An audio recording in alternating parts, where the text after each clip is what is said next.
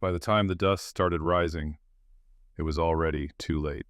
The wheat came up thin that spring, not green, not strong, just pale stalks scattered across the field where a man should have seen abundance. The wind moved through it too easily, lifting dust instead of leaves. I stood at the edge of the North 40 in early May of 1934, watching the soil drift away, grain by grain, and understood something farmers don't like to admit. The land can stop answering you.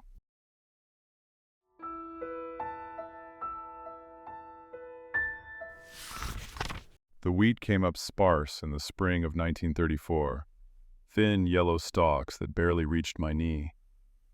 I stood at the edge of the North 40 in early May, watching the wind move through what should have been a sea of green, and I knew we were in trouble. Real trouble. Not the kind you bounce back from after a hard season, but the kind that changes everything. My name is Thomas Avery, and I have been working this land for 30 years. My father came in with the land run in 1889, when this was still Indian territory and the grass grew tall enough to hide a man on horseback. He broke the first furrow with a walking plow pulled by mules, and he told me the soil was so black and rich it looked like it had been mixed with coal. "This land will feed your children and your children's children," he said when I was a boy. "Take care of it, and it'll take care of you." I believed him. We all did. The drought started in 1931, though we didn't call it that at first. Just a dry year. Then another. By 1933, the subsoil moisture was gone, and the wheat that came up looked sickly from the start. The grassland between the farms turned brown and brittle. The ponds dried up. The windmill had to pull deeper and deeper to find water, and even then it came up with a taste of alkali that made the livestock refuse it at first. But it was 1934 when everything really started to fall apart. I remember the morning I first tried to plow that year. It was early April, just after dawn, when the air was still cool and relatively clear. Martha had made breakfast, eggs from our chickens, biscuits, coffee that was mostly chicory because real coffee was too expensive. Our daughter Ruth sat at the table doing her schoolwork, her dark hair pulled back in a braid, her face serious as she worked through her arithmetic. She was 15 then, smart as a whip, talking about maybe going to the teacher's college in Edmond when she graduated. "Going to try the South Quarter?" Martha asked as I finished my coffee. "Figure I'll start there. Ground's a little lower, might have held more moisture." She didn't say anything, just nodded. Martha had grown up on a farm 20 miles east of here. She knew what sparse wheat meant. She knew what 3 years without decent rain meant. But she also knew that farmers don't stop farming just because things get hard. I took the Fordson out as the sun was coming up, the sky that peculiar pale color it got in dry weather. Not blue exactly, more like bleached denim. The tractor started rough. Everything was starting rough by then. Dust got into the fuel lines, the carburetor, the air filter. I'd cleaned it all the night before, but already I could feel it running uneven. The field looked worse up close than it had from a distance. The winter wheat I'd planted in October had barely sprouted. What was there was yellow and stunted, the plants 6 inches apart instead of forming the thick carpet they should have. I could see bare dirt between them. Too much bare dirt. That was dangerous. Without plant cover, without roots holding it down, the topsoil would just blow away. I lowered the plow and engaged the clutch. The blades bit into the earth, and for a moment, everything felt normal. The familiar pull of the tractor, the smell of turned soil, the straight furrow opening behind me. This was what I knew. This was what I was made for. Then the plow hit something hard, a compacted layer about 8 inches down, and the whole rig shuddered. I backed up, tried again. Same thing. The soil had no structure anymore. The top layer was loose as ash, but underneath it had baked into something like brick. The plow couldn't bite properly.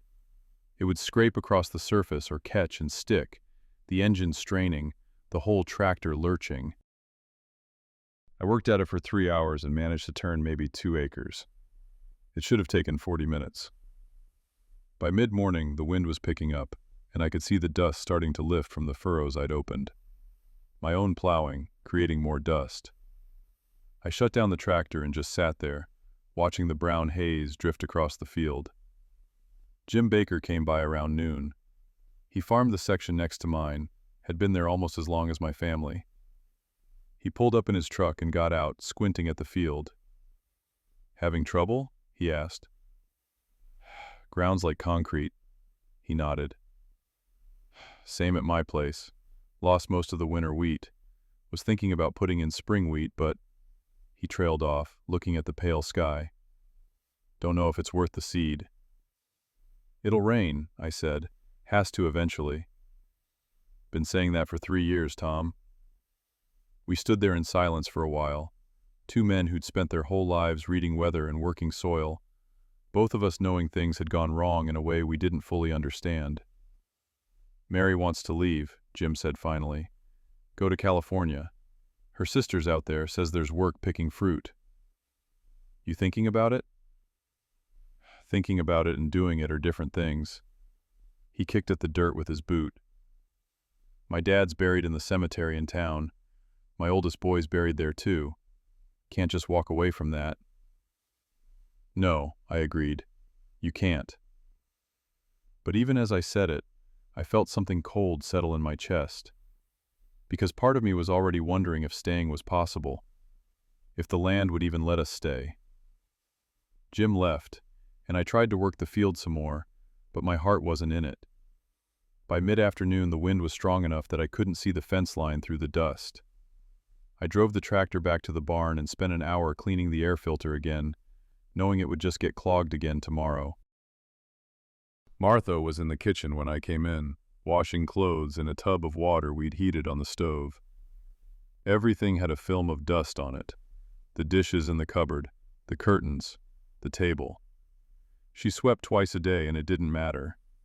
The dust came in through cracks we couldn't see, couldn't seal. "How'd it go?" she asked. "Not good. Plow won't turn right. Soil's too hard underneath, too loose on top." She wrung out one of Ruth's dresses, the water running brown. "Saw Agnes Henderson in town yesterday. She said they're leaving next week, going to her people in Missouri. The Hendersons had the farm north of us. Good people. Their oldest son had played baseball with Ruth when they were kids." "That's 4 families gone this month," Martha continued. "The bank closed the Hutchinsons out last week, just locked the doors and left." "We're not leaving," I said. "I didn't say we should. I'm just telling you what's happening." But I could hear the question underneath her words. The same question I was asking myself. How long can we hold on? Ruth came home from school that afternoon with dust in her hair, her face streaked where she'd been sweating. The schoolhouse was 3 miles away, and she walked it every day, though lately Martha had been talking about keeping her home when the dust was bad. "Mr. Peterson says we might not have school after May," Ruth said at dinner. "Says half the students are gone and the county might not have money to pay him." "Where would those kids go?" I asked. "Wherever their families go, I guess." She pushed beans around her plate. "Susan Kowalski says they're going to California.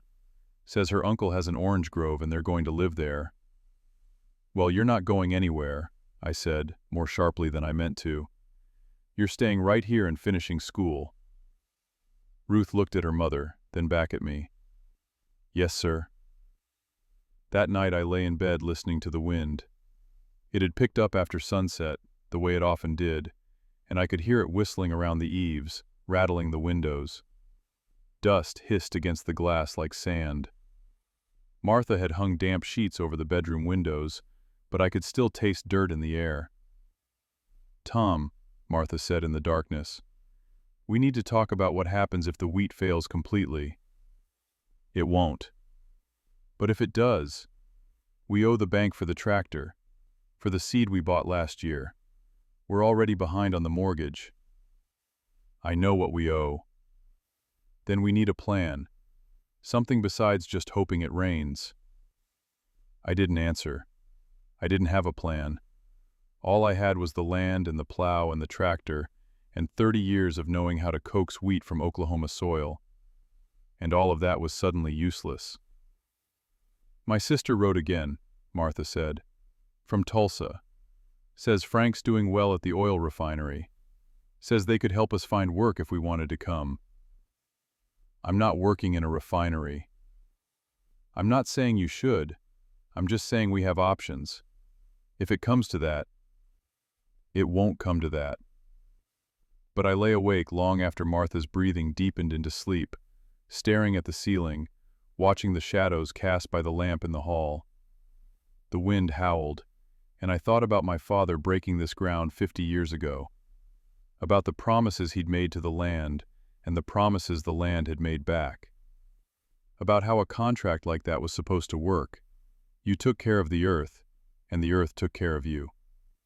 Except the earth didn't care about contracts. The earth just was. And right now, it was turning against us. The next morning I went out to check on the livestock. We still had a dozen chickens, 2 milk cows, an old buck, the horse my father had bought in 1908. The animals were all showing signs of the dust, runny eyes, labored breathing, a general listlessness that worried me. The chickens had stopped laying regularly. The cows' milk production was down. Even Buck, who'd always been steady, was skittish and difficult. I found one of the hens dead in the coop, her beak full of mud. That's what happened. They'd breathe in dust until their nostrils and throats clogged with it, the moisture in their lungs turning it to paste, and then they'd suffocate. Dust pneumonia, some people were calling it. Like it was a disease you could treat, instead of just dirt in the lungs. I buried the chicken and checked the water situation. The windmill was still pulling, but the water level in the tank was lower than I liked. We were into the dry season now, and if we didn't get spring rains, the well might not last through summer. Everything was connected like that. No rain meant no wheat, meant no money, meant we couldn't buy feed, meant the animals suffered, meant we had less food, meant we were weaker, meant it was harder to work, meant the farm fell further behind. A spiral, tightening. I spent the morning trying to fix a section of fence that had been buried in a dust drift. The drift was 4 feet high against the fence line, and the posts were leaning from the weight of it. I shoveled for 3 hours, my bandana tied over my face, my eyes watering from the dust. Every shovelful I moved, the wind blew more into its place. It was like trying to bail out a boat with a thimble. Jim Baker came by again around midday. He had his whole family with him, Mary and their 3 kids, all their belongings piled in the back of their truck and tied down with rope. "We're going," he said. "Thought I'd stop and say goodbye." I looked at the loaded truck, at Mary's face. She looked relieved and terrified at the same time. The kids were quiet, staring out at the brown landscape they were leaving. "Where you heading?" "California first. Mary's sister's in Bakersfield. If that doesn't work out, maybe Arizona. Maybe Texas. Somewhere that's not here." We shook hands. His palm was rough and dusty, same as mine. "Good luck, Tom," he said. "Hope it rains for you." "You too, Jim. Hope you find what you're looking for." He nodded, got back in the truck. The kids waved as they pulled away. I watched until they were just a dust cloud on the horizon. Then I went back to shoveling. That was May 10th, 1934. I remember the date because it was Ruth's 15th birthday, and Martha had saved sugar and butter for weeks to make her a cake. We sang to her that evening, and she blew out the candles, just 2 because we couldn't spare more, and made a wish. "What'd you wish for?" Martha asked. "Can't tell or it won't come true," Ruth said, but she looked at me when she said it, and I knew. She'd wished for rain. We all had.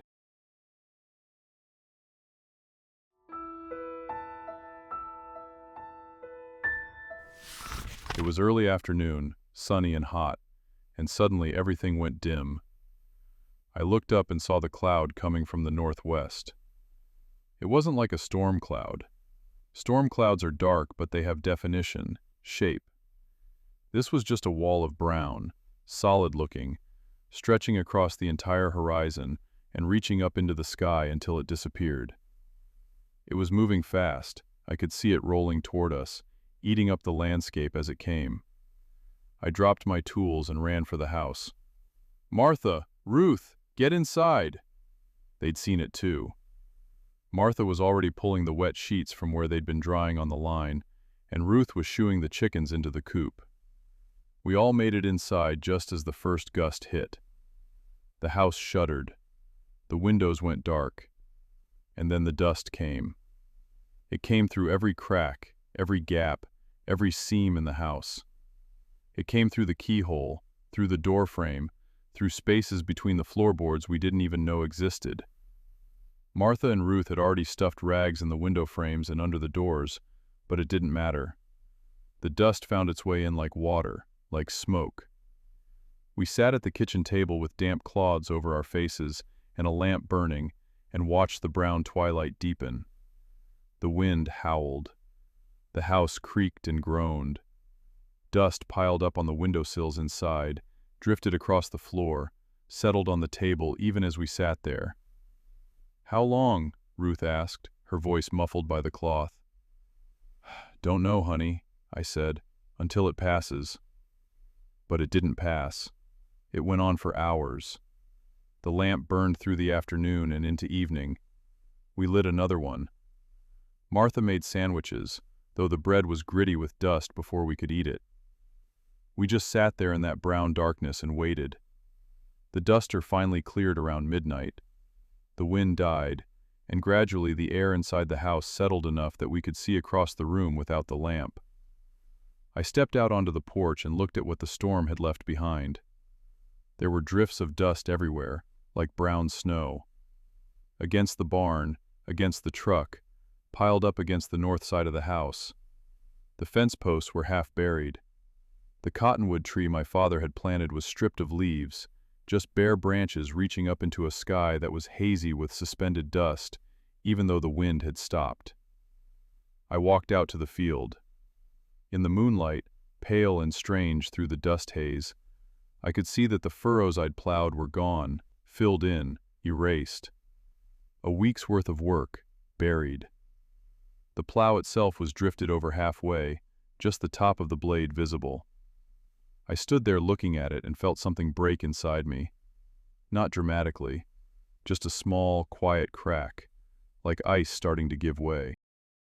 When I came back to the house, Martha was sweeping. She'd already filled 3 dustpans with dirt and dumped them outside, and she wasn't even halfway done. Ruth was coughing, a dry, hacking cough that sounded wrong. "She needs water," Martha said. "Her throat's raw." I brought the pitcher from the kitchen. The water was brown with suspended dust. We let it settle, poured off the top, gave Ruth a glass. She drank it slowly, each swallow making her wince. "I'm okay," she said, but she wasn't. None of us were. We spent the next 2 days cleaning, sweeping, wiping, washing. Every surface in the house was coated with fine brown powder. Martha took down the curtains and tried to wash them, but the water just turned to mud. She hung them anyway, dripping and brown, because what else could she do? I went out to assess the damage. The chickens were in a bad way. 2 more dead, the rest listless and wheezing. The cows were bawling, their udders caked with dust. Buck stood in the corner of the barn with his head down, not even interested in the feed I brought. The tractor took me half a day to clean. Dust had gotten into everything: the engine, the fuel system, the transmission. I pulled the air filter and it was packed solid. Cleaned it, put it back, cleaned it again the next day because more dust had blown in overnight. The plow was still half buried in the field. I went out with a shovel and dug it out, which took 3 hours. By the time I was done, my lungs burned and my eyes were swollen and red. I looked at the plow, at the field, at the brown horizon, and I thought, what's the point? But I hooked it up anyway. because that's what farmers do. We work the land. More families left that week. The Petersons, the Andersons, the Kowalskis. Every day another farm stood empty, another mailbox at the end of another dirt road with no one to collect the mail. The school closed on May 20th, just like Mr. Peterson had said it might. Ruth's formal education ended at 15, though Martha kept her studying at home with whatever books we had. "I could get work," Ruth said one evening. "The cafe in town is hiring." "You're staying in school," I said. "There is no school, Dad." "Then you're studying at home until there is one again." She looked at Martha, who just shook her head slightly. "Don't argue." So Ruth didn't. But I could see the frustration in her face, the sense that the world she'd been promised, education, opportunity, a future, was slipping away from her. The dusters came regularly after that. Not every day, but often enough that we started to recognize the signs. A certain quality to the light, a feeling in the air, the chickens getting nervous. We'd see the cloud forming on the horizon and we'd have maybe 30 minutes to prepare. Get inside, seal what we could, hunker down. Some storms lasted an hour, some lasted all day and into the night. The worst one in June went on for 16 hours. We sat in that brown twilight, breathing through damp clods, listening to the wind scream and the house shake, and I thought, this is what the end of the world sounds like. After each storm I'd go out and dig out the plow, dig out the tractor, dig out the fence, shovel the drifts away from the doors and the barn and the chicken coop.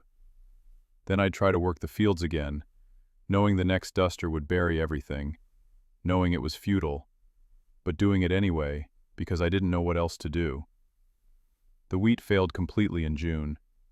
What little had come up just withered and died. The plants turned brown and brittle, and eventually the wind just blew them away, roots and all. By the end of the month, the fields were bare, just dust. I tried to plant again in July, thinking maybe if I could get something in the ground, maybe if late summer rains came. I took the tractor out in the early morning, when the air was clearest, and I plowed and planted sorghum, which was supposed to be drought-resistant. The seed went into dust that was hot as ash. I watered it by hand with buckets from the well, which was dropping lower every day. Nothing came up. Or rather, a few pitiful shoots appeared and died within a week. I stood at the edge of that field and watched my labor disappear into dust, and I felt that crack inside me widen a little more. "Tom," Martha said one evening in late July. We were sitting on the porch after dark, when it was cool enough to breathe. Ruth was inside, already in bed. "We need to talk about money." "I know. The bank sent another letter. We're 5 months behind on the mortgage. They want to know our plans." "Tell them we're farming." "We can't pay them with dust." I didn't answer. There was nothing to say. She was right. We were broke. The wheat crop we'd counted on didn't exist. The livestock was dying. We were burning through our savings, what little we had, just to eat. "I could take in sewing," Martha said. "There's still some people in town with money. The banker's wife, the doctor." "That won't cover the mortgage." "No, but it would help with food. With Ruth's shoes. She needs new shoes, Tom. Her toes are coming through." I looked out at the dark fields, at the shape of the barn barely visible against the sky. My father built this place with his bare hands. He promised me it would always be here, that it would take care of us. He couldn't have known this would happen. Maybe he should have. Maybe we all should have known that plowing up all the grassland was a mistake. Martha was quiet for a moment. Then, "What's done is done. We can't change it. We can only decide what to do now." I don't know what to do. It was the first time I'd admitted it out loud. I felt Martha's hand find mine in the darkness. "We'll figure it out," she said. "Together." But I wasn't sure there was anything to figure out. I was starting to think the land had made its decision, and we were just waiting to accept it.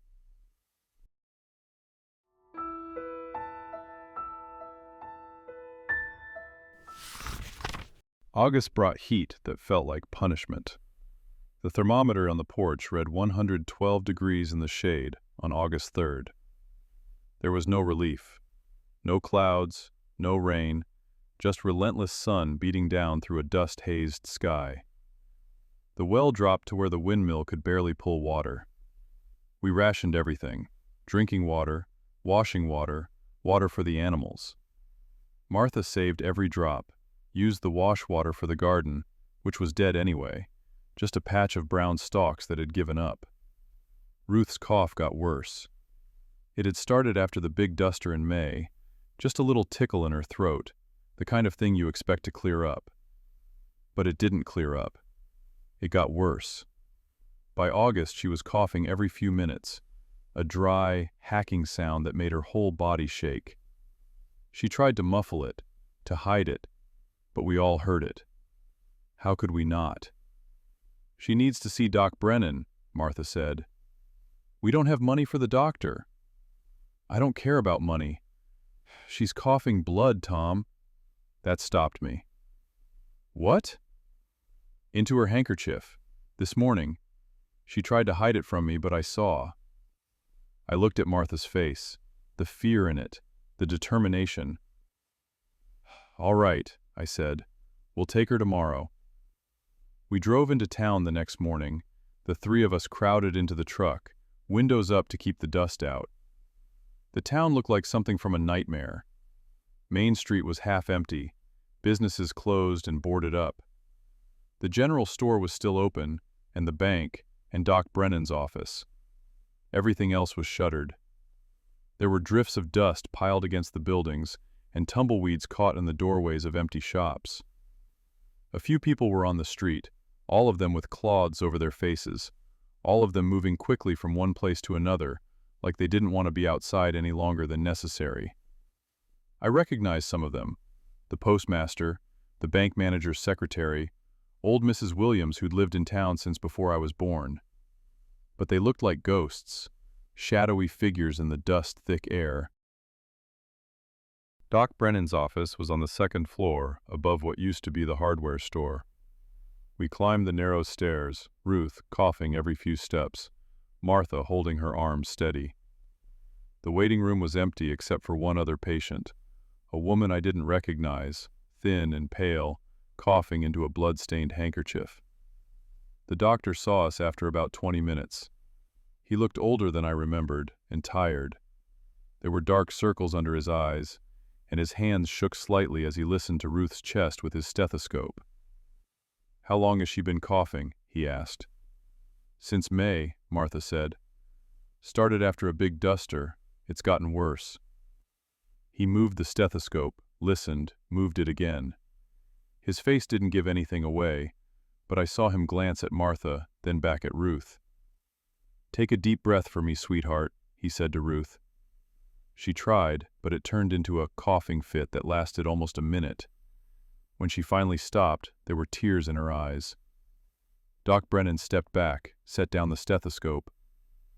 "Her lungs are inflamed, possibly scarred. It's the dust. She's breathing it in. It's getting into the lung tissue, and her body can't clear it fast enough." "What can we do?" I asked. "Keep her inside as much as possible. Keep the air in your house as clean as you can. Wet sheets over the windows, damp cloths over her face when she has to go outside. Steam helps. Boil water in her room, let her breathe the vapor. It might loosen some of the material in her lungs." "Medicine?" Martha asked. "Isn't there medicine?" He shook his head. "Not for this. This isn't an infection. It's fine dust getting into the lungs and scarring them. The only real treatment is clean air, and there isn't any clean air in Oklahoma right now." "How bad is it?" I asked. He looked at me for a long moment. "Mr. Avery, I've seen 23 cases of dust pneumonia in the last 3 months.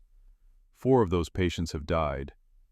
The ones who survived were the ones who left. Went to relatives in other states, got out of the dust. The ones who stayed—" He didn't finish the sentence.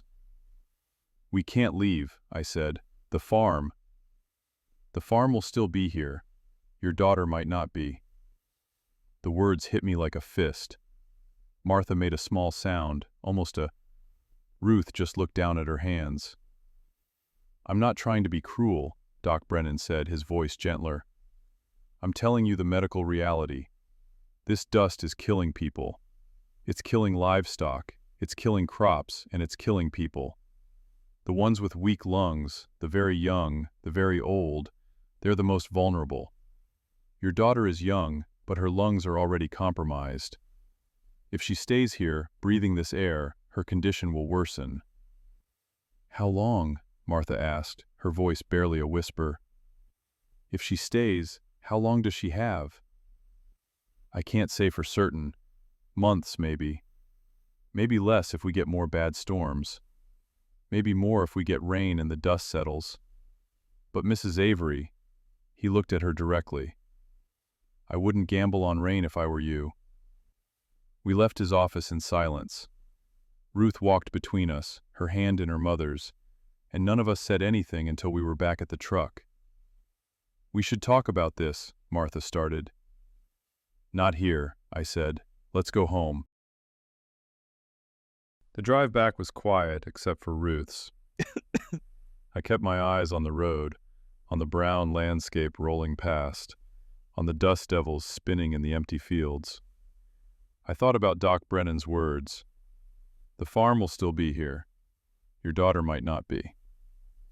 When we got home, Martha took Ruth inside to rest. I went to the barn and sat on a hay bale, or what was left of a hay bale, mostly dust now, and put my head in my hands.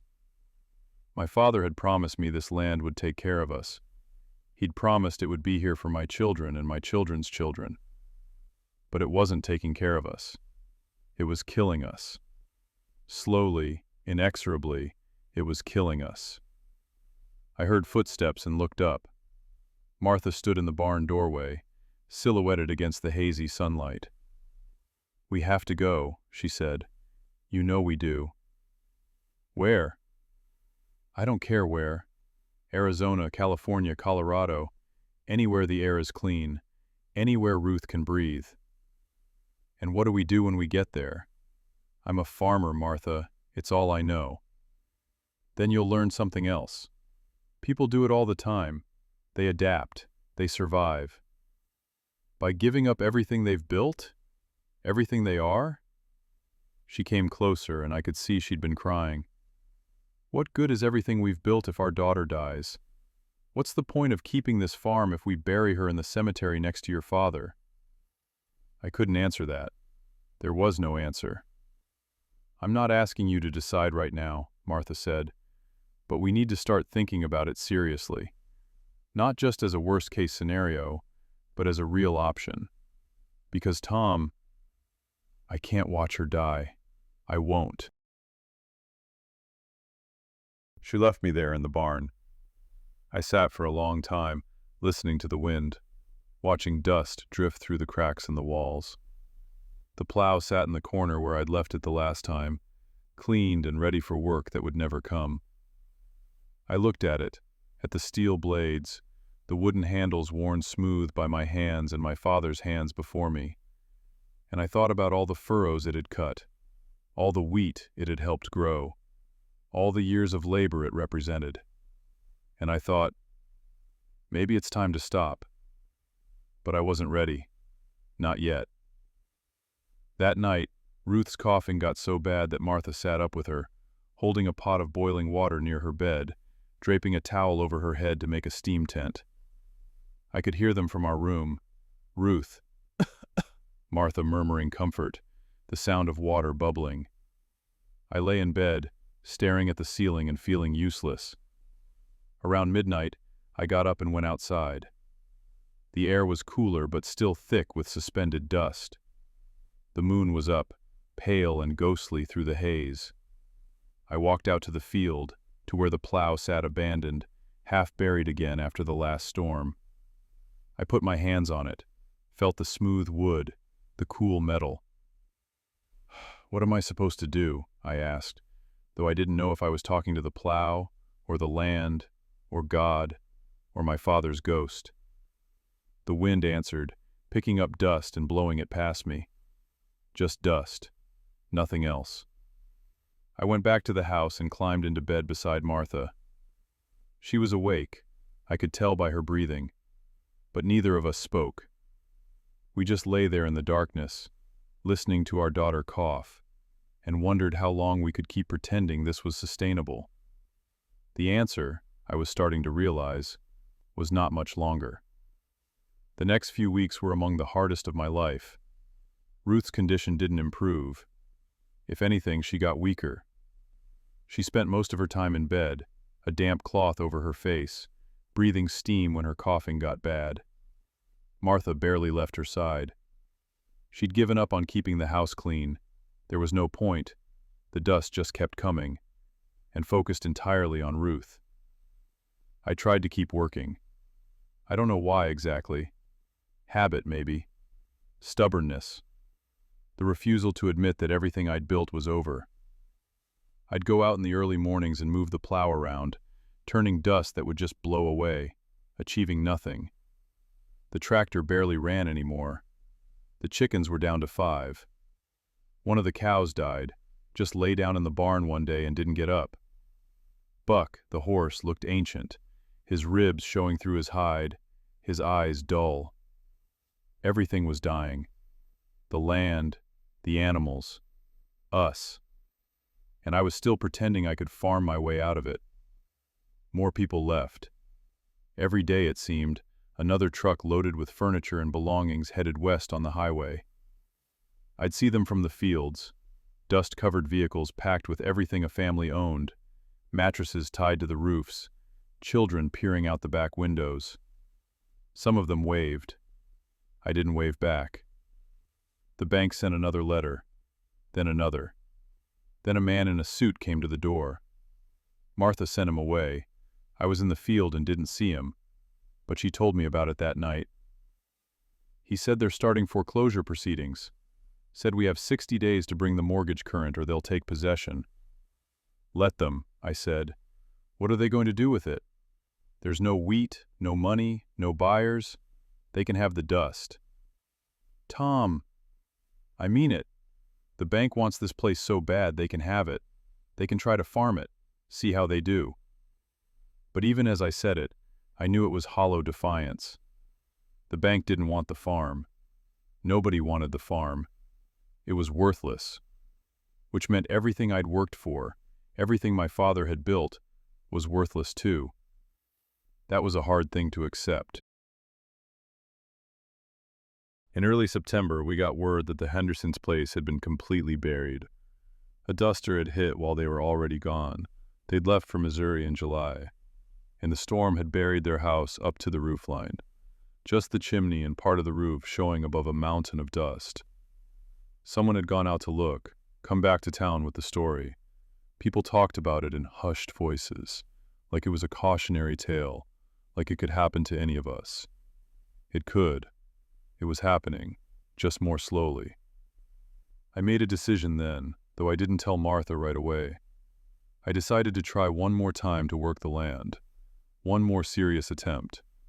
If I could get the plow to turn, if I could prepare even one field properly, if I could get something, anything to grow, then maybe we could stay. Maybe we could survive this. But if I couldn't, if the land refused me one more time, then I'd accept it. We'd leave.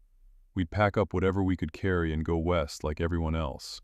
And I'd find some other way to provide for my family. One more try. That's all I asked. One more chance to prove I belonged here. I picked a day in mid-September when the air was relatively clear. I cleaned the tractor thoroughly, changed the oil, checked every connection. I sharpened the plow blades. I drank 2 cups of coffee at breakfast and kissed Martha and Ruth and went out to the field determined to make it work. The sun was just coming up, painting the brown landscape in shades of amber and rust. It would have been beautiful if it weren't so desolate. I started the tractor. It coughed and sputtered, but finally caught, and drove out to the south quarter, the field my father had broken first, the field where I'd learned to plow as a boy. I lowered the blade, engaged the clutch. The plow bit into the earth, and caught immediately. I tried again. Same result. The blade would sink a few inches and then hit that hard pan layer and skid. I tried different angles, different depths. I tried going slower, going faster. Nothing worked. The earth refused to turn. By mid-morning, I was exhausted and frustrated and covered in dust. I'd managed to plow maybe half an acre, and even that was more like scratching the surface than real plowing. The furrows were shallow and irregular, already beginning to blow away in the rising wind. I shut off the tractor and climbed down, walked over to the edge of the field where I could see the whole pathetic attempt laid out before me.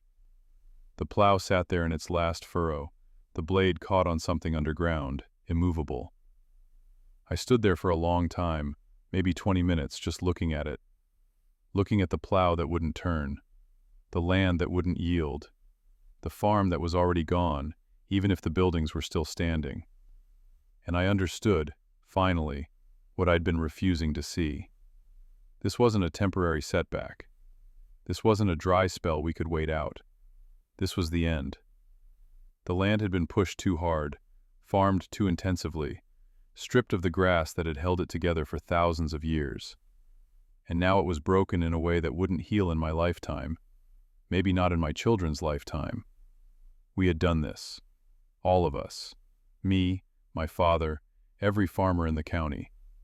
We'd seen the grassland and thought, waste. We'd seen the buffalo grass and thought, what could grow here instead? We'd plowed and planted and harvested and gotten rich, and we'd thought it would last forever. But nothing lasts forever. Especially not things built on mistakes. I walked back to the house, leaving the tractor and plow in the field. Martha was on the porch, hanging sheets to dry. She saw my face and knew. "We're leaving," I said. She didn't ask questions. She just nodded once and said, "When?" "Soon as we can get ready. A week, maybe." "All right." Just like that. No arguments, no debate. Because she'd known all along. She'd just been waiting for me to accept it. Ruth was in bed when I went inside. She was awake, staring at the ceiling, the damp cloth over her face. I sat down beside her. "How you feeling, honey?" "Tired," she said. Her voice was hoarse from coughing. "Dad, are we really leaving?" "Yeah, we are." "Where will we go?" "Somewhere you can breathe. That's the most important thing." She was quiet for a moment. Then, "I'm sorry." "Sorry for what?" "That we have to leave because of me." "Hey," I took her hand. "This isn't because of you. This is because the land is broken and I can't fix it. You understand? You didn't do this." She nodded, but I could see she didn't quite believe me. She thought she was the reason, the weak link, the one who couldn't tough it out. I wanted to tell her that she was the only thing keeping me sane, that without her, I might have stayed here until the dust buried me like it buried the Hendersons' house. But I didn't know how to say it. So I just held her hand and sat with her until she fell asleep.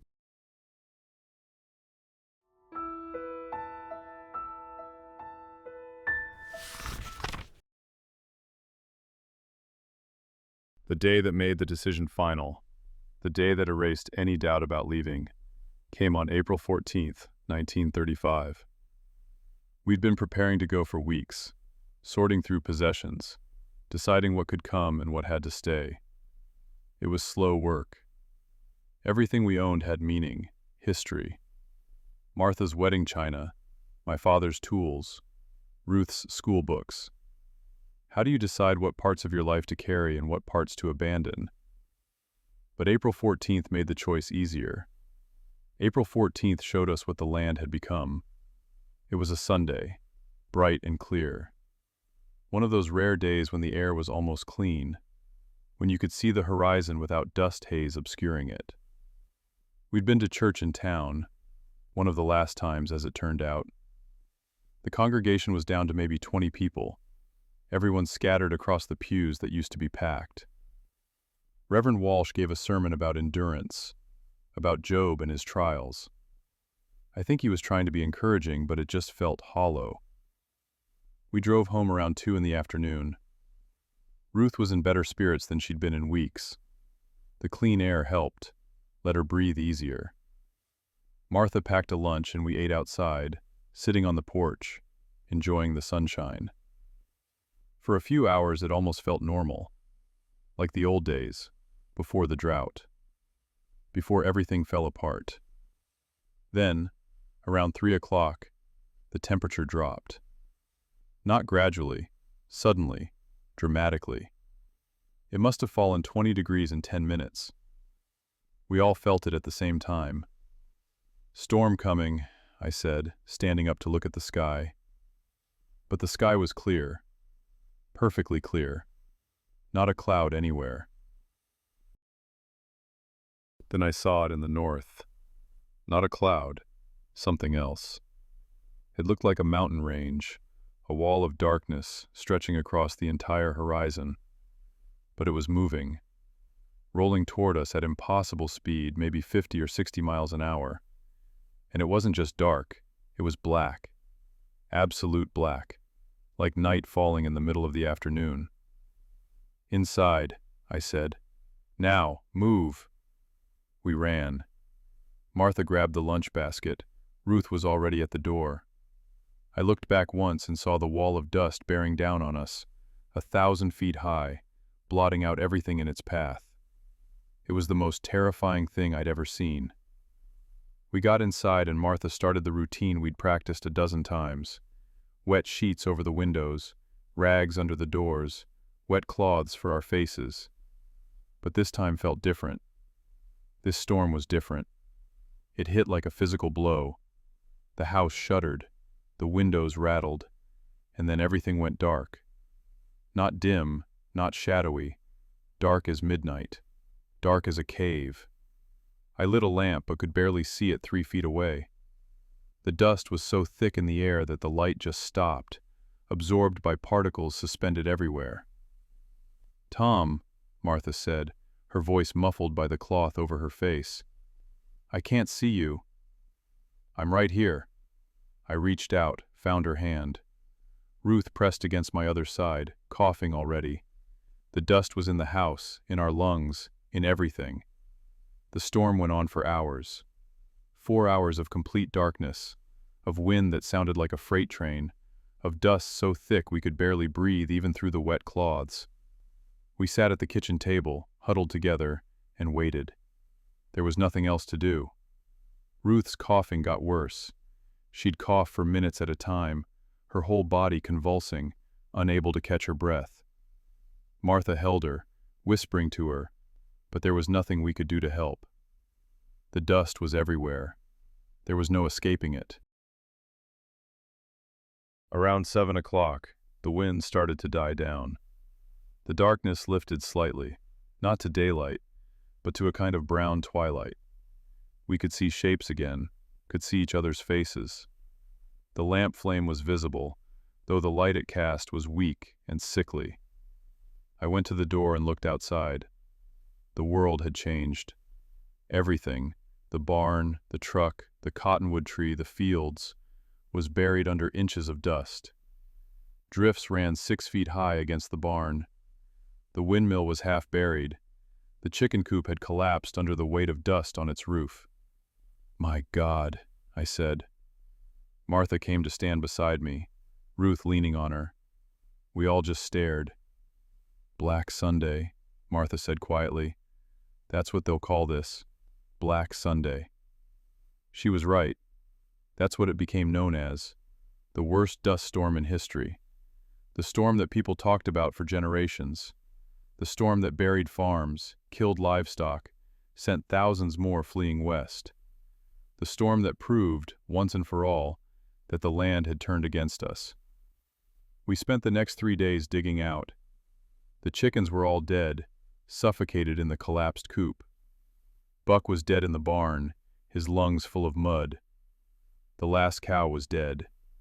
Everything was dead except us, and we weren't doing great. Ruth couldn't stop coughing. Martha made her stay in bed, made her breathe steam, but it wasn't enough. She was getting worse, visibly worse, and there was nothing we could do. On the third day after the storm, a truck pulled up. It was the Andersons. I thought they'd left months ago, but apparently they'd only gotten as far as Texas before they ran out of money. Now they were back, hollow-eyed and desperate. "Tom," Bob Anderson said, "I need to ask you something. It's not easy to ask." "Go ahead."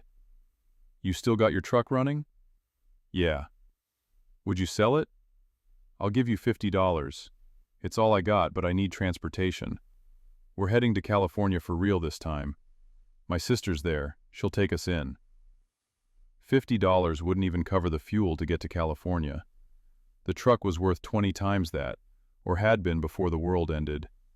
But I said, "Deal." His face flooded with relief. "Really?" "Really. You need it more than I do." "How will you—" He stopped, understanding. "You're staying?" "No. We're leaving too. Just not by truck." We worked out the details. He'd come back the next day with the money, and we'd transfer the title. He shook my hand hard, his eyes wet.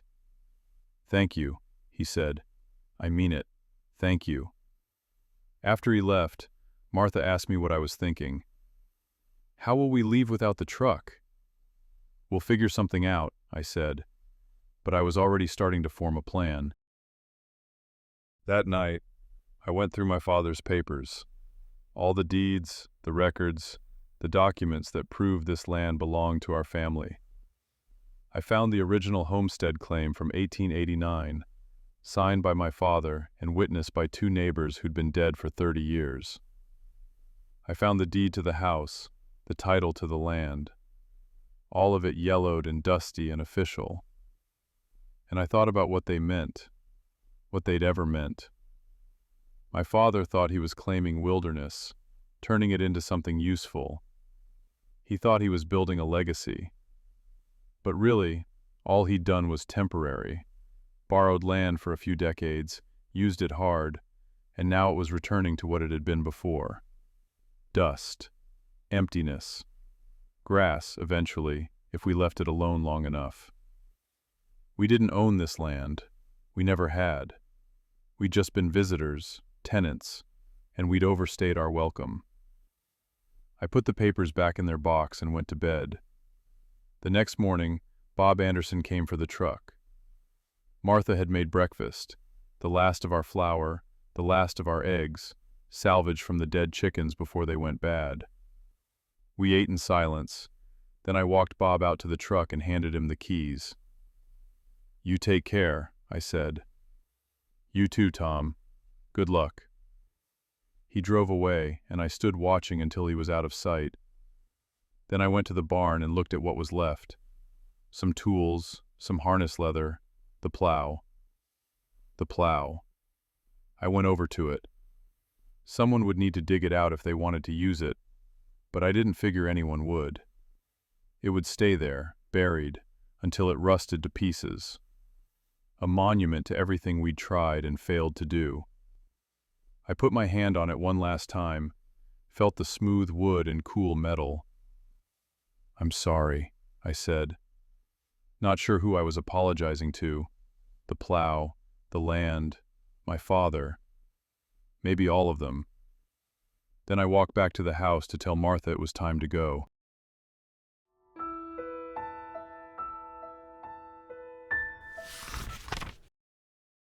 We sold what we could, which wasn't much.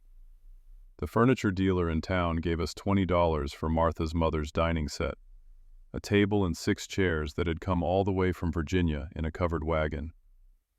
$20 for something that had survived the Civil War and the Western migration and 3 generations of family meals. Martha cried when the dealer loaded it onto his truck. I put my arm around her but didn't say anything. What was there to say? The tools brought a little more. My father's hand tools, the ones he'd used to build this house, sold for $30 to a man who said he was heading to Colorado to try his luck there. I wanted to tell him Colorado wasn't much better, that the Dust Bowl stretched from Texas to the Dakotas, that running wouldn't help. But I kept quiet. He needed hope more than he needed truth. By the end of the week, we'd raised $80.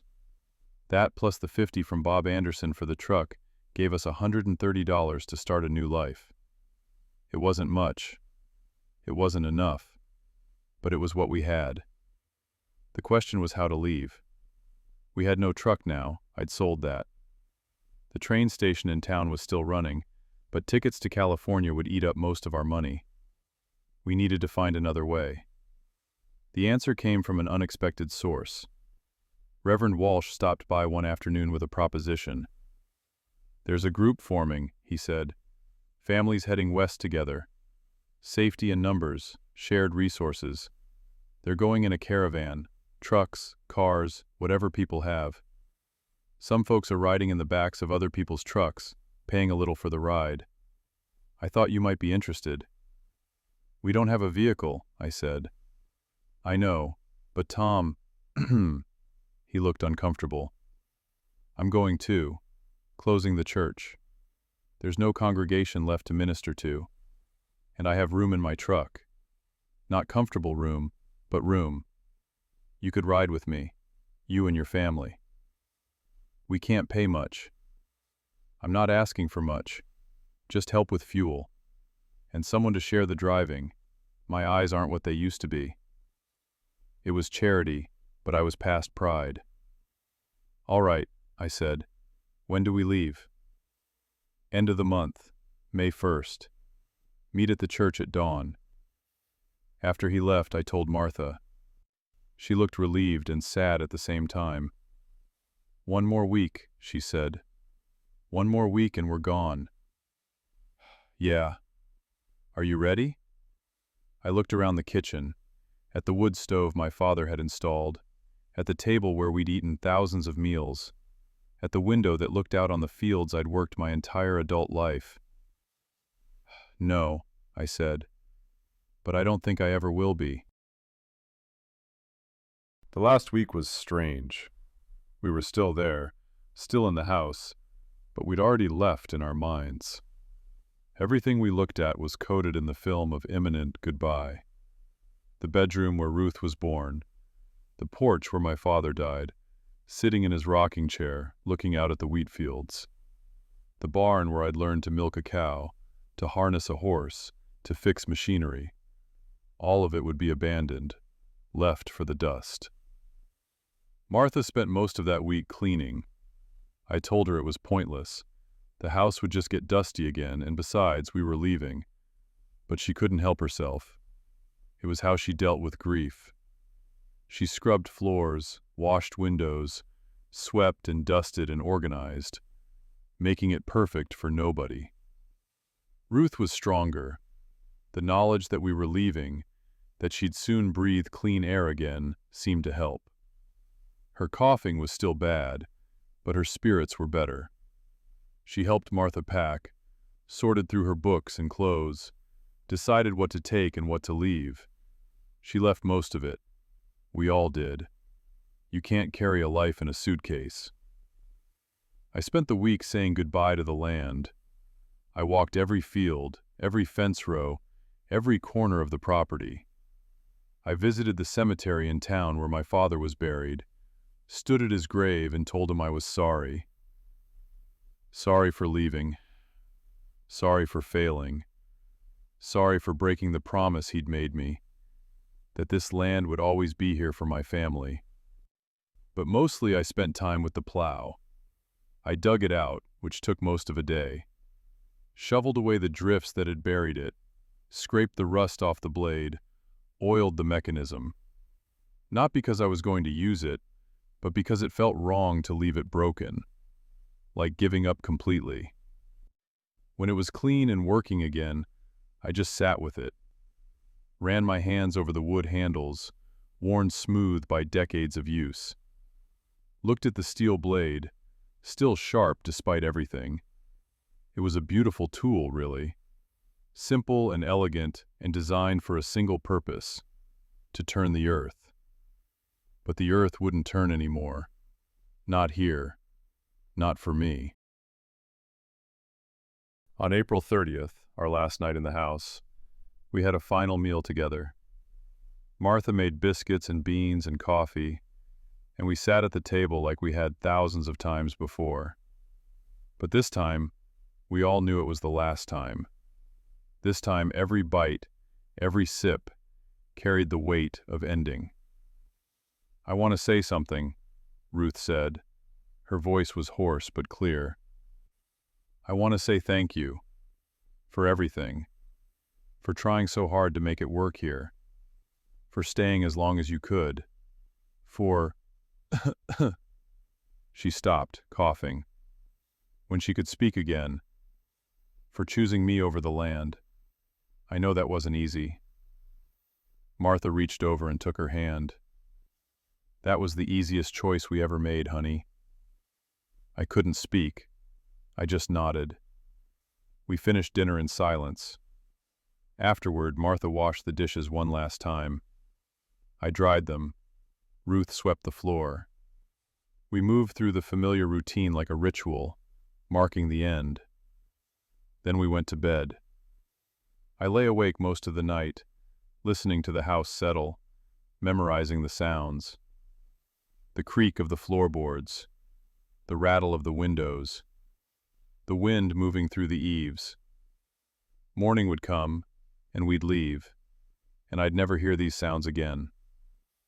Dawn came too soon, and not soon enough. We loaded our belongings into 4 suitcases and 2 boxes.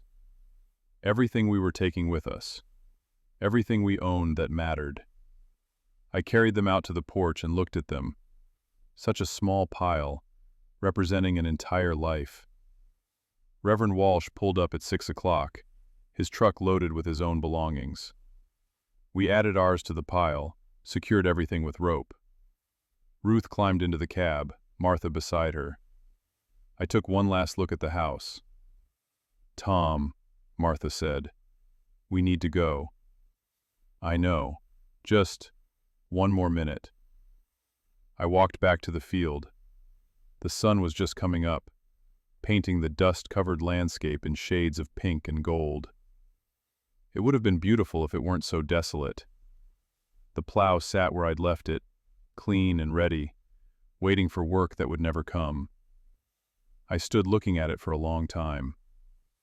Then I did something I hadn't planned.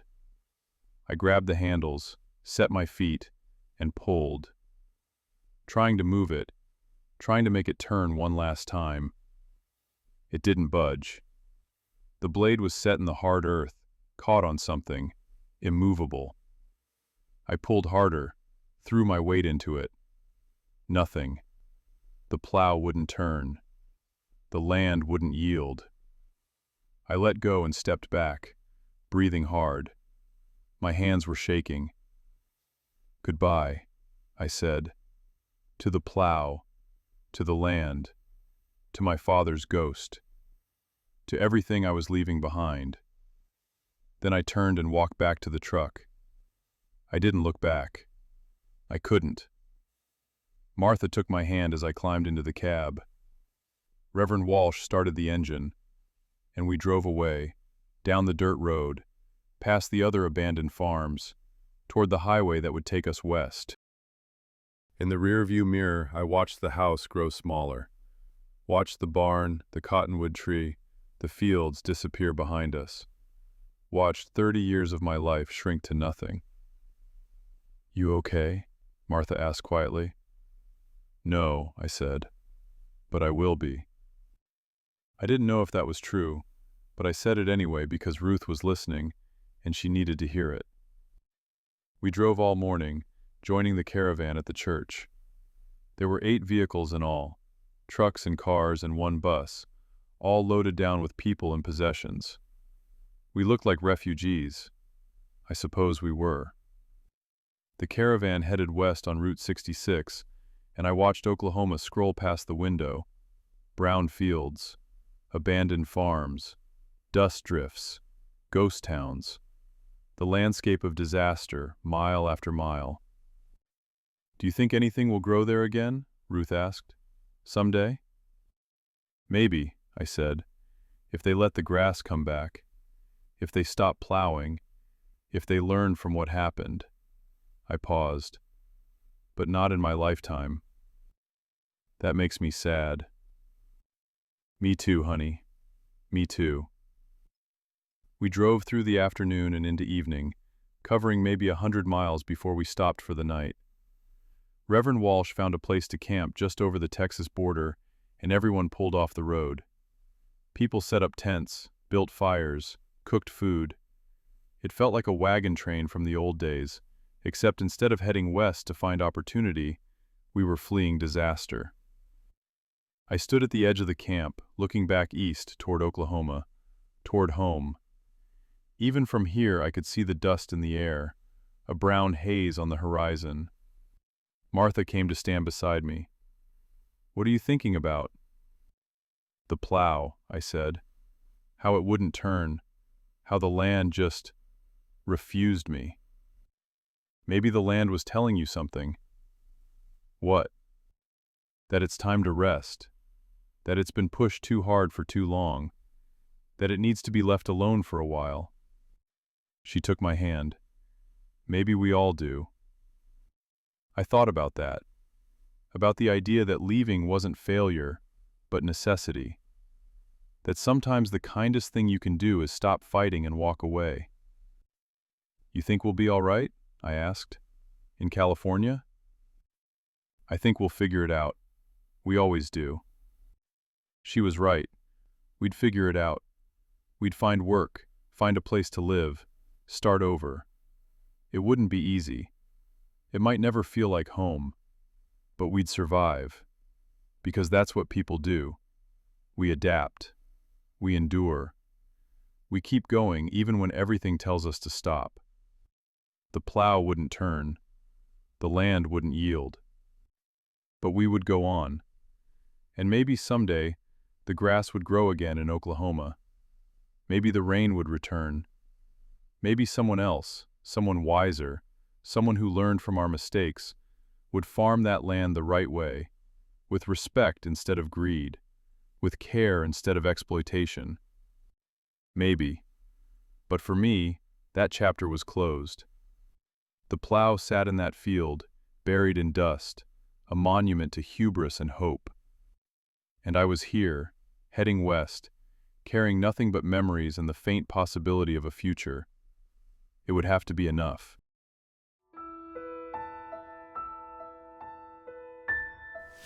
We crossed into New Mexico on the third day. The landscape changed, less dust, more rock, strange formations rising out of the desert floor.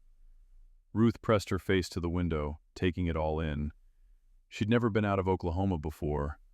None of us had. "It's so different," she said. "I didn't know the world was this big." Martha smiled. "It keeps getting bigger the farther you go." But different didn't mean better. We stopped in Tucumcari that afternoon to buy food and fuel, and I saw the same thing I'd seen in Oklahoma. Lean, desperate people, children with hollow eyes, families camping on the edge of town with everything they owned piled into broken-down vehicles. The Dust Bowl had spread its refugees across half the country.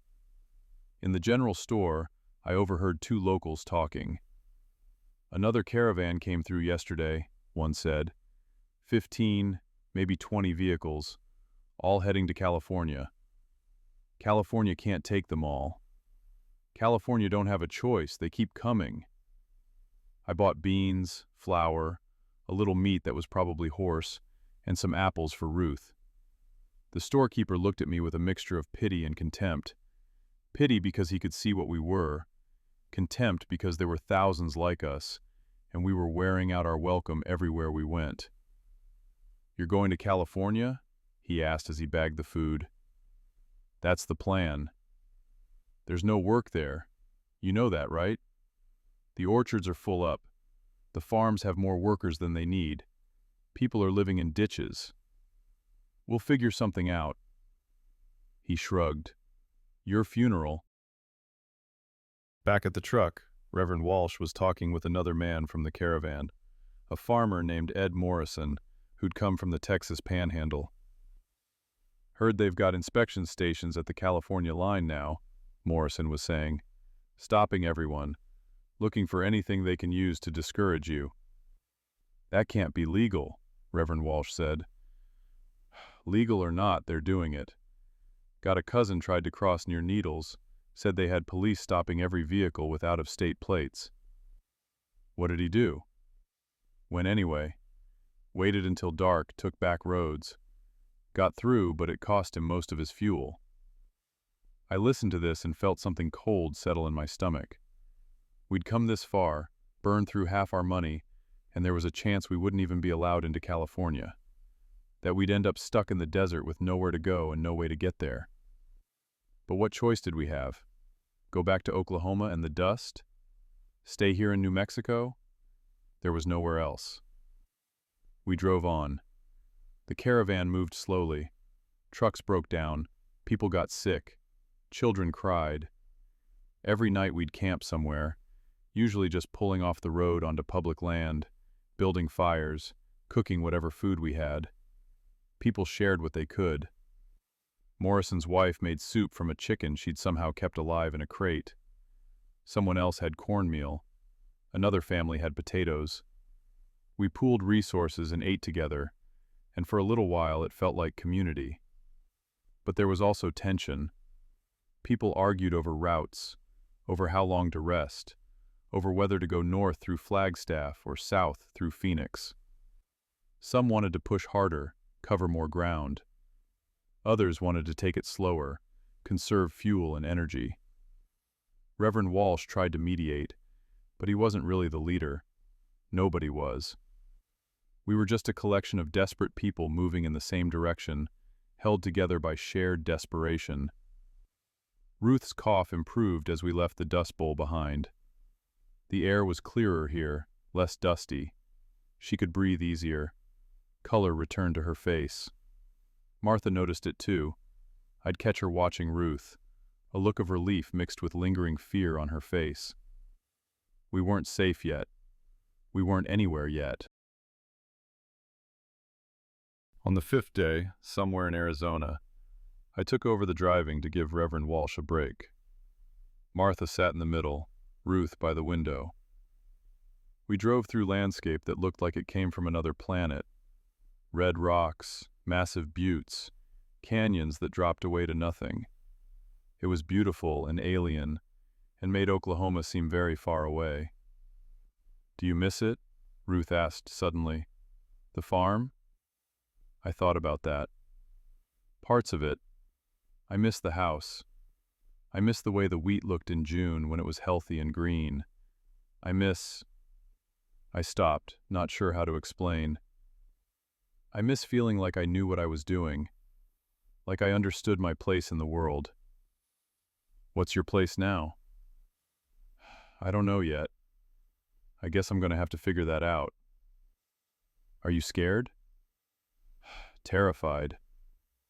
Ruth smiled a little. Me too. But it's kind of exciting too, isn't it?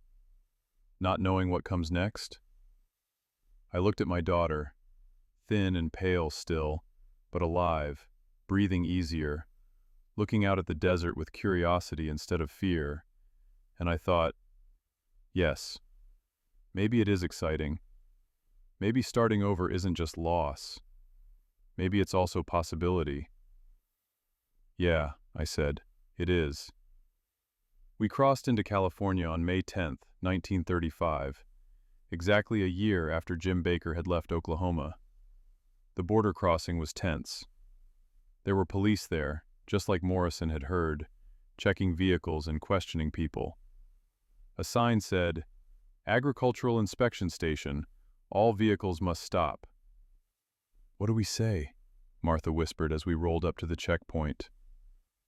The truth, I said. That we're looking for work. That we're willing to do anything.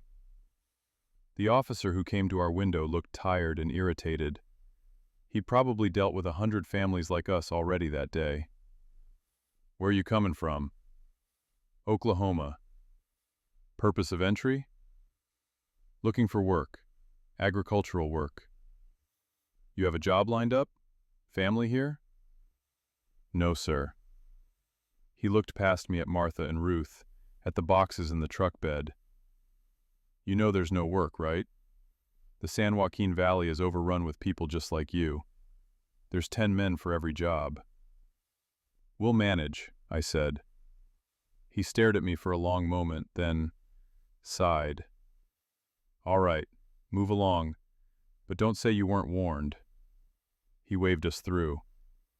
Just like that, we were in California. Martha found work too, washing dishes at a cafe in town, 4 hours a day for 25 cents.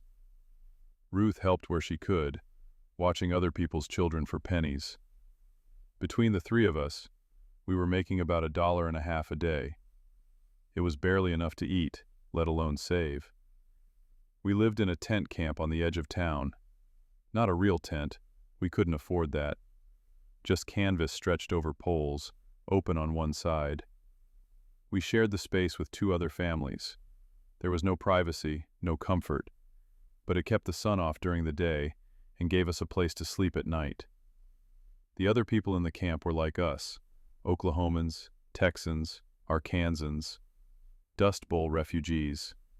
Okies, the locals called us, and not in a friendly way. We were blamed for everything, for driving down wages, for overwhelming the relief services, for being poor and desperate and willing to work for nothing. One night, lying on the ground in our canvas shelter, Ruth asked me, "Are we ever going to have a real house again?" "Sure we are," I said. "Just need to save some money first." "How long will that take?" I didn't answer. I didn't know. At the rate we were saving, about 50 cents a day after food and basics, it would take years to afford even a shack.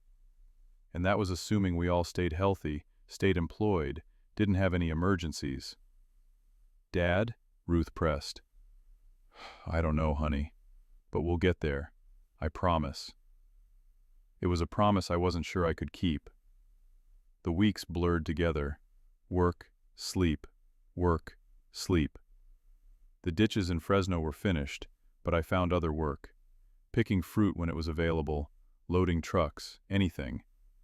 Martha kept washing dishes.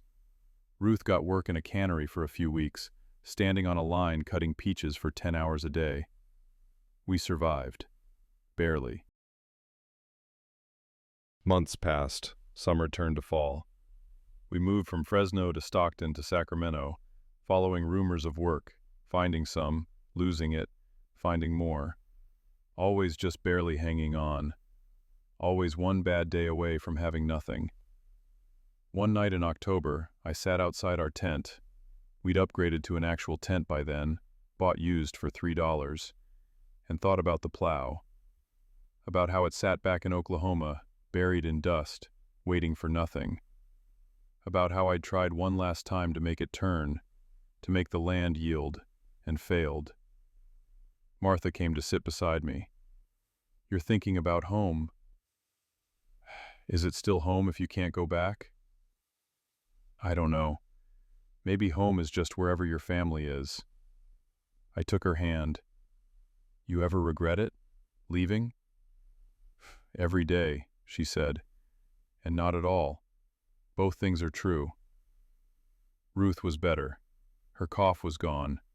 She was thin but healthy, working hard, learning to adapt. She'd never finish high school, never go to that teacher's college in Stillwater. But she was alive. She was breathing. That had to be enough. "We broke it," I said. "The land. We plowed up all the grass and planted wheat and thought it would last forever. And when it didn't, when the drought came and the dust started blowing, we just kept plowing, kept trying to make it work. We should have stopped, should have let it rest." "You didn't know," Martha said. "We should have. The signs were there. My father knew. I remember him warning me about plowing too much. But I didn't listen. None of us listened. We just saw the money and the opportunity, and we thought we were smarter than the land. You can't change it now. No, but I can remember it. I can remember that the land doesn't belong to us. We belong to it. And if we forget that, if we push too hard and take too much, it'll push back. I looked at the stars, bright and clear in the California sky. I hope someone learns from what happened. I hope they let the grass grow back. I hope they figure out how to farm that country without destroying it. And if they don't, then it'll all turn to dust eventually. Not just Oklahoma, but everywhere. All the places we think we've tamed, all the places we think we control, they'll all turn against us. We sat in silence for a while. Then Martha said, "But we survived. We got out. Ruth is alive. That counts for something." "Yeah," I said, "it does." It wasn't the life I'd planned. It wasn't the life I'd wanted. But it was the life I had, and I would make it work somehow. The plow wouldn't turn, the land wouldn't yield, but we kept going anyway. Because that's what you do when everything breaks. You pick up what you can carry, leave behind what you can't, and you keep moving. You adapt. You survive. You find new ways to be useful, new ways to matter. It's not the same as having a place, as belonging somewhere, as understanding your purpose.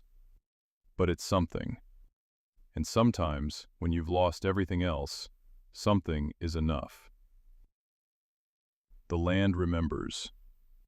Long after the people who broke it have moved on or died, long after the farms have been abandoned and the houses have collapsed and the plows have rusted away, the land remembers. It remembers the grass that grew there for 10,000 years. It remembers the buffalo that grazed it. It remembers the first plow that cut the virgin sod and the million plows that followed. And someday, if we let it, the land will heal. The grass will return. The topsoil will build again. It will take decades, maybe centuries, but it will happen. The land is patient. It has all the time in the world. We don't. We have only our brief moment, one lifetime to figure out how to live on this earth without destroying it, one chance to learn from our mistakes. I hope we do. I hope the plow that wouldn't turn taught us something. I hope we remember that some things, once broken, are very hard to fix, and that the smartest thing we can do is not break them in the first place. But I'm not sure we will. People forget. They see empty land and think, opportunity. They see virgin prairie and think, waste. They plow and plant and harvest and get rich, and they think it will last forever. Until the rain stops, until the dust rises, until the land says, enough. And then they leave, like I did, carrying nothing but memories and regrets, leaving behind a plow that won't turn, and land that won't yield, and the ghost of everything they tried to build. That's the story. That's what happened. That's what the Dust Bowl was. Not just a natural disaster, but a reckoning. Payment due for taking too much, pushing too hard, forgetting that we're only here by the land's permission. And when that permission is revoked, there's nothing to do but leave. The plow sits there still, I imagine, buried under dust or exposed to the wind, slowly returning to rust and earth. A monument to hubris. A warning to anyone wise enough to listen.